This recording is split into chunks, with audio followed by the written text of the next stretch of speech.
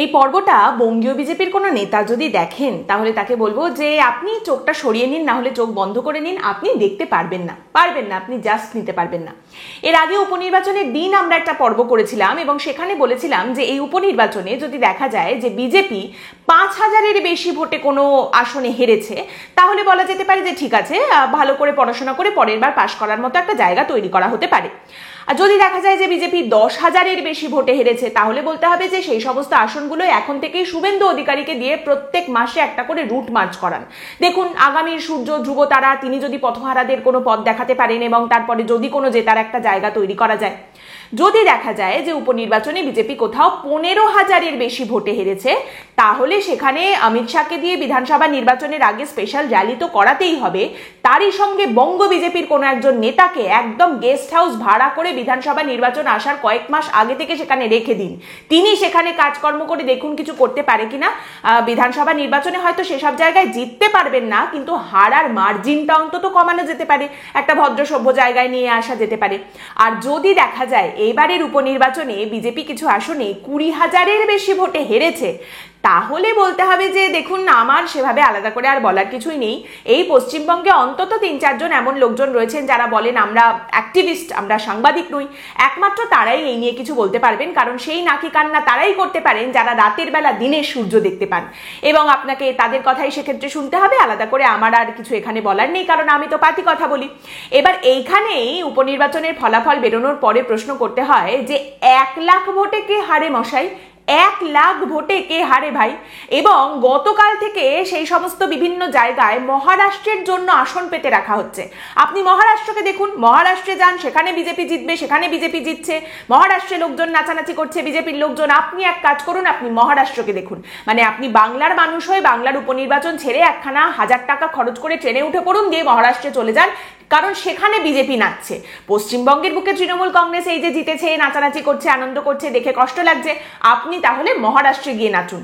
কিন্তু তাতে মহারাষ্ট্রের দিকে তাকালেও পশ্চিমবঙ্গে এই যে উপনির্বাচনে 1 লাখের বেশি ভোটে বিজেপি হেরেছে, এরকম উদাহরণও সামনে উঠে আসছে, সেই দুঃখটা কি কমে যাবে?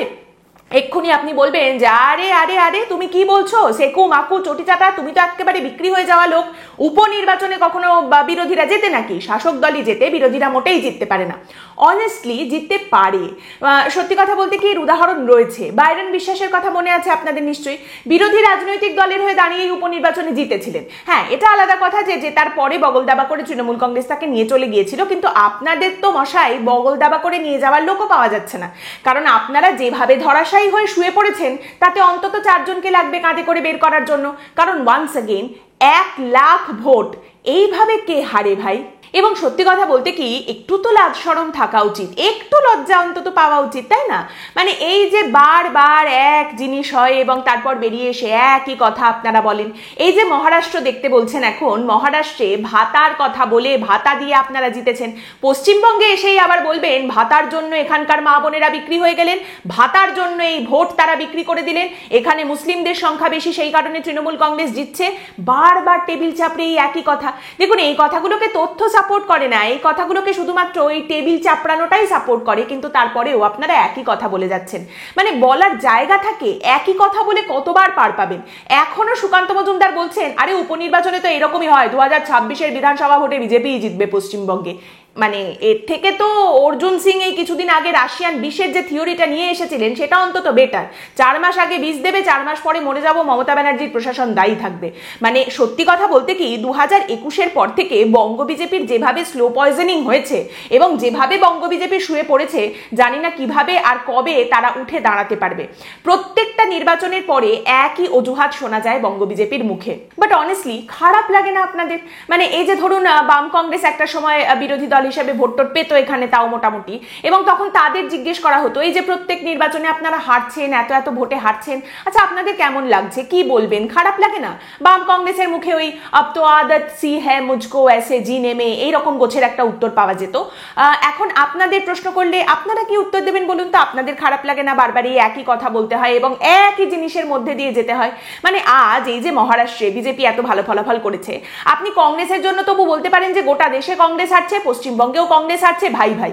কিন্তু এই যে দেশের বিভিন্ন জায়গায় বিজেপি জিতছে, আজকে মহারাষ্ট্রে বিজেপি এত ভালো ফলাফল করেছে, বঙ্গ বিজেপির নেতারা নিশ্চয়ই দেবেন্দ্র ফডনাভিসকে কনগ্রাচুলেশনস জানাবেন, মেসেজ করবেন নিশ্চয়ই শুভেন্দু অধিকারী, দেবেন্দ্র ফডনাভিস ভাই বিগ কনগ্রাচুলেশনস টু ইউ, আপনি জিতে গেছেন, দারুণ ব্যাপার। দেবেন্দ্র ফডনাভিস উল্টে কি মেসেজ করবেন, কি বলবেন তিনি? মানে তিনি বলবেন যে আচ্ছা আপনাদের মানে বঙ্গ বিজেপির নেতাদেরও আমরা কনগ্রাচুলেট করতে পারি, এরকম একটু কাজ আপনারাও করুন, আমাদেরও কনগ্রাচুলেশনস জানানোর সুযোগ দিন। ওখানে নিশ্চয়ই পার্টি টার্টি হবে আজ, আর এখানে কি হবে? শুভেন্দু অধিকারী তিনি কি বা বলবেন, মনমরা হয়ে থাকবেন। তিনি নাকি মহারাষ্ট্রে গিয়েছিলেন মহারাষ্ট্রের বাঙালি ভোটারদের উদ্বুদ্ধ করতে এবং সেখানে বিজেপির হয়ে প্রচার করতে, তাদেরকে তিনি জাগিয়ে এসেছেন। তো তাহলে আপনি পশ্চিমবঙ্গের মাটিতে কি করলেন, নিজের ঘরে কি করলেন, মেদিনীপুরে কি হলো, এমনকি মাদারিহাট বিজেপির জেতা আসন, সেখানে পর্যন্ত প্রায় 30,000 ভোটে বিজেপি হেরেছে। মানে এখানে অন্তত মার্জিনটা ধরে রাখতে পারতেন, 10,000 ভোটে হারতেন এবং বলতেন যে ঠিক আছে তবু আমরা ফাইট দিয়েছি, জেতা আসন হারলেও তবু ধরে হেরেছি। এই যে বারবার মহারাষ্ট্রের দিকে তাকান, মহারাষ্ট্রের দিকে তাকান, ব্যাপারটা অনেকটা ওই রকম পশ্চিমবঙ্গের মানুষ হয়ে মহারাষ্ট্রের দিকে তাকিয়ে আনন্দ পেতে হবে। মানে ওই বেগানি শাদিমে আব্দুল্লাহ দিওয়ানা, বা বাংলায় যেটাকে বলে বেল পাকলে কাকের কি। শুভেন্দু অধিকারীর তো অনেক বয়সও হলো, বয়সটাও কম নয়। আশা করা যায় আগামী মাসে তিনি আবার একটা বড়সড় কোনো ধামাকা করবেন এবং বড়সড় বিস্ফোরক তথ্য সামনে রাখবেন, অমুক তারিখে এই হবে, অমুক মাসে এই হয়ে যাবে, 2 মাসের মধ্যে এই হয়ে যাবে। মানে যা পরিস্থিতি তাতে এরপর তো তারিখের পর তারিখ আর মাসের পর মাস বলতে বলতে গলা বসে যাবে মশাই। তৃণমূল কংগ্রেসের জন্য তো অবশ্যই আজকে উল্লাস করার দিন, চিৎকার করার দিন। পার্থ চট্টোপাধ্যায়ের সেই বালিগুলো ভরে ভরে সবুজ আবির আসবে আর বালুর চালের বিরিয়ানি করে সবাইকে খাওয়ানো হবে, অ্যাবসলিউটলি জাস্টিফাইড। অবশ্যই তারা লাফালাফি চিৎকার চেঁচামেচি তো করবেনই এবং তারা আনন্দ প্রকাশ করবেনই, যেটা বললাম অ্যাবসলিউটলি জাস্টিফাইড।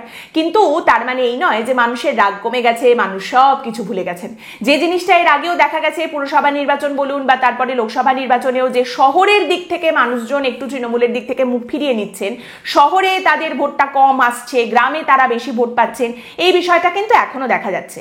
এবং এই যে জয়টা সামনে এসেছে তার মানে একেবারেই এটা নয় যে পশ্চিমবঙ্গের মানুষজন সব ভুলে গেছেন, সমস্ত রাগ ডাক তাদের মিটে গেছে এবং তারা তৃণমূল কংগ্রেসকে আপন করে নিয়ে বলছেন এসো এসো আমরা সব ভুলে গেছি, কিচ্ছু আমাদের আর মনে নেই।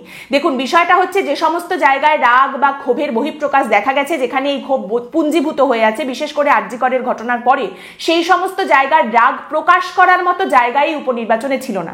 যেখানে রাগ আছে সেখানে উপনির্বাচন হয়নি, যেখানে উপনির্বাচন হয়েছে সেখানে রাগ প্রকাশের জায়গা ছিল না।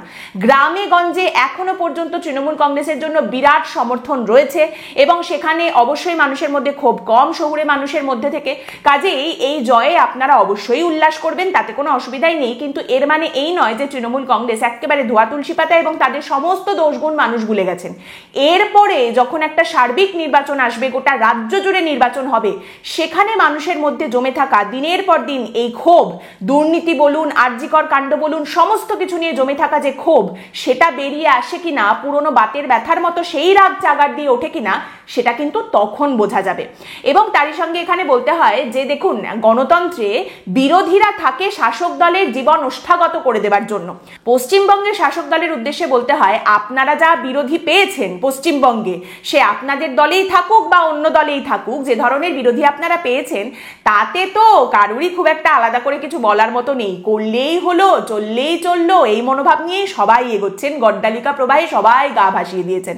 মানে দেখুন আজকে আপনারা জিতেছেন, আপনারা সেই আনন্দে লিটার লিটার মদ খাবেন, ওরা হেরেছে, ওরা সেই দুঃখ ভোলার জন্য লিটার লিটার মদ খাবেন। তারপরে আউট অফ নোওয়্যার দুম করে একটা তরজা শুরু করে দেওয়া হবে, পশ্চিমবঙ্গে এত মদ কোথা থেকে আসছে, কেন পশ্চিমবঙ্গে এত মদের ছড়াছড়ি। বড় বড় কথা বলে নৃত্য করার থেকে মুখ গুজে মাথা নিচু করে নিজের কাজ করে জেতাটা অলওয়েজ আ বেটার অপশন। কিন্তু যাই হোক, যেভাবেই যে জিতে থাকুক না কেন, জিত ইজ জিত আর প্রসেনজিৎ ইজ ইন্ডাস্ট্রি।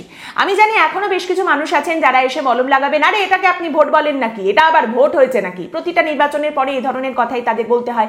এবং বিষয়টা হচ্ছে যে এখন এই সমস্ত কথাও অনেকেই বলবে যে আরে আর একটু ওইটা হলে আমরা জিতে যেতাম, আর একটু সেইটা হলে আমরা জিতে যেতাম, শুভেন্দু অধিকারী আর একটু বেশি নাক চুলকালে আমরা জিতে যাব, সুকান্ত মজুমদার এক পায়ে দাঁড়িয়ে সূর্য প্রণাম করলে আমরা জিতে যাব, কোনো ব্যাপারই না।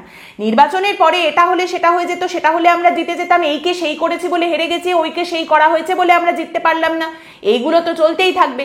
দেখুন প্রতিটা নির্বাচনের পরেই যেটা সামনে আসে সেটা হলো দোষ আমাদের কিছুই নেই, দোষ সবই নন্দ ঘোষের।